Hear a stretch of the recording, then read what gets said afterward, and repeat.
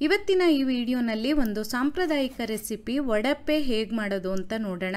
Special ಹಸಿರು ಮಸಾಲೆ ಬಳಸಿ ಮಾಡಿರುವಂಥದ್ದು ಒಂದು ವಿಭಿನ್ನವಾದ ಅಕ್ಕಿ ರೊಟ್ಟಿ ಅಂತ ಹೇಳ್ಬೋದು. ನಮಸ್ತೆ, ನಾನು ನಿಮ್ಮ ಲತಾ, ವೆಜ್ ರೆಸಿಪೀಸ್ ಆಫ್ ಕರ್ನಾಟಕಕ್ಕೆ ನಿಮಗೆಲ್ಲರಿಗೂ ಮತ್ತೊಮ್ಮೆ ಸ್ವಾಗತ. ಇಲ್ಲಿ ಒಂದು ಸೌತೆಕಾಯಿಯನ್ನು ಈ ರೀತಿ ತುದಿ ಬುಡ ಕತ್ತರಿಸಿ ತೆಗೆದು ತುರಿದಿಟ್ಕೊಳ್ತಾ ಇದ್ದೀನಿ. ಇದಕ್ಕೆ ಬೂದುಗುಂಬಳಕಾಯಿ ಅಥವಾ ಸಾಂಬಾರು ಸೌತೆಕಾಯಿಯನ್ನು ಬಳಸಬೇಕಾಗತ್ತೆ.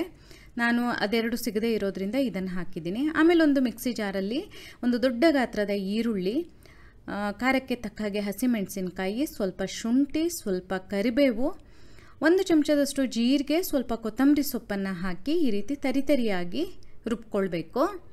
ನೀವು ಸಣ್ಣದಾಗಿ ಕತ್ತರಿಸಿ ಹಾಕಿದ್ರೂ ನಡೆಯುತ್ತೆ, ಅಥವಾ ನಾನು ಮಾಡಿರೋ ಥರ ಹೀಗೆ ತರಿತರಿಯಾಗಿ ರುಬ್ಬಿ ಸೇರಿಸಿದ್ರೂ ನಡೆಯುತ್ತೆ. ಅದನ್ನು ತುರಿದಿರುವಂತಹ ಸೌತೆಕಾಯಿಗೆ ಸೇರಿಸಿ ರುಚಿಗೆ ತಕ್ಕ ಹಾಗೆ ಉಪ್ಪನ್ನು ಹಾಕಿ ಇದಕ್ಕೀಗ ಅಗತ್ಯ ಇರೋಷ್ಟು ಅಕ್ಕಿ ಹಿಟ್ಟನ್ನು ಹಾಕಿ ಕಲಿಸ್ಬೇಕು. ಸುಮಾರು 1.5 ಇಂದ 2 ಕಪ್ಪು ಬೇಕಾಗುತ್ತೆ. ನೀವು ತಗೊಂಡಿರುವಂತಹ ಸೌತೆಕಾಯಿ ಎಷ್ಟು ದೊಡ್ಡದು ಅನ್ನೋದ್ರ ಮೇಲೆ ಅಕ್ಕಿ ಹಿಟ್ಟಿನ ಪ್ರಮಾಣ ನಾವು ನೋಡ್ಕೊಳ್ಬೋದು. ನಾನಿಲ್ಲಿ ಸುಮಾರು 2 ಕಪ್ಪಷ್ಟು ಸೇರಿಸಿದ್ದೀನಿ. ಇದು ಮಾಮೂಲಿ ಅಕ್ಕಿ ರೊಟ್ಟಿ ಮಾಡ್ತೀವಲ್ಲ, ಅದಕ್ಕಿಂತ ಹಿಟ್ಟು ಸ್ವಲ್ಪ ಮೆತ್ತಗೆ ಇರಬೇಕು. ಯಾಕಂದರೆ ನಾವು ಬಿಸಿ ನೀರು ಹಾಕಿ ಕಲಿಸ್ತಾ ಇಲ್ಲ ಅಲ್ವಾ, ಹಾಗೆ ಕಲಿಸ್ತಾ ಇದ್ದೀವಿ ನೋಡಿ. ಹಾಗಾಗಿ ಇಷ್ಟು ಮೃದುವಾಗಿ ಇರಬೇಕು.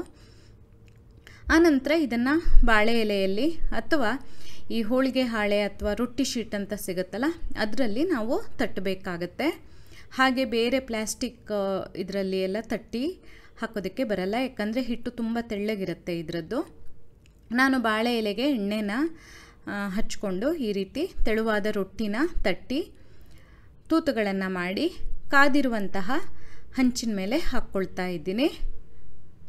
ಇದರಲ್ಲಿ ನಾವು ಸೌತೆಕಾಯಿ ಜೊತೆ ಮಸಾಲೆ ಎಲ್ಲ ಹಾಕಿದ್ದೀವಲ್ಲ, ಹಾಗಾಗಿ ಒಂದು ವಿಭಿನ್ನ ರುಚಿಯನ್ನು ಹೊಂದಿರುತ್ತೆ. ತುಂಬ ರುಚಿ ಅನಿಸುತ್ತೆ. ಹಾಗೆ ಬೇಕಾದರೂ ತಿಂದು ಬಿಡ್ಬೋದು. ಇದಕ್ಕೊಂದು ಸ್ವಲ್ಪ ಎಣ್ಣೆನ ಹೇರಳವಾಗಿ ಹಾಕಿ ಕಾಯಿಸಬೇಕಾಗತ್ತೆ. ನಾನು ಅದಕ್ಕೆ ತೂತುಗಳನ್ನು ಮಾಡಿದ್ದು. ಅದರಲ್ಲಿ ಎಣ್ಣೆನ ಹಾಕಿ ಹೀಗೆ ಕಾಯಿಸಿದ್ರೆ ರುಚಿ ಚೆನ್ನಾಗಿರುತ್ತೆ. ಇದನ್ನು ಒಣ ಮಸಾಲೆ ಹಾಕಿನೂ ಮಾಡ್ತಾರೆ, ಒಣಮೆಣಸಿನ್ಕಾಯಿ, ಕೊತ್ತಂಬರಿ ಬೀಜ ಎಲ್ಲ ಹಾಕಿ.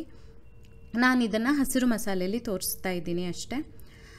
ಆಮೇಲೆ ನೋಡಿ, ಇಲ್ಲಿ ಕಾಯಿ ಬೆಲ್ಲದ ಜೊತೆ ನಾನು ಬಡಿಸ್ತಾ ಇದ್ದೀನಿ. ನೀವು ತೆಂಗಿನಕಾಯಿ ಚಟ್ನಿ ಜೊತೆ ಅಥವಾ ಚಟ್ನಿ ಪುಡಿ ಜೊತೆ, ಹಾಗೆ ತುಪ್ಪ ಅಥವಾ ಬೆಣ್ಣೆ ಜೊತೆ ಬೇಕಾದರೂ ಬಡಿಸ್ಬೋದು. ತೆಳುವಾಗಿ ರುಚಿಯಾಗಿರುತ್ತೆ. ನಿಮಗೆ ಬಾಳೆ ಎಲೆ, ರೊಟ್ಟಿ ಶೀಟು ಎಲ್ಲ ಸಿಗಲಿಲ್ಲ, ಆ ರೀತಿ ರೊಟ್ಟಿ ತಟ್ಟೋದಕ್ಕೆ ಕಷ್ಟ ಆಗ್ತಿದೆ ಅಂತಂದರೆ ಹೀಗೆ ದಪ್ಪನಾದ ಹಿಟ್ಟನ್ನು ತಯಾರಿಸ್ಕೊಂಡು ದೋಸೆ ಕೂಡ ಮಾಡ್ಬೋದು. ಚೆನ್ನಾಗೇ ಬರುತ್ತೆ ದೋಸೆನೂ. ನೀವು ರೊಟ್ಟಿನಾರು ಮಾಡಿ, ದೋಸೆನಾರು ಮಾಡಿ, ಒಟ್ಟು ಇದರ ಹೆಸರು ಮಾತ್ರ ವಡಪ್ಪೆ ಅಂತ.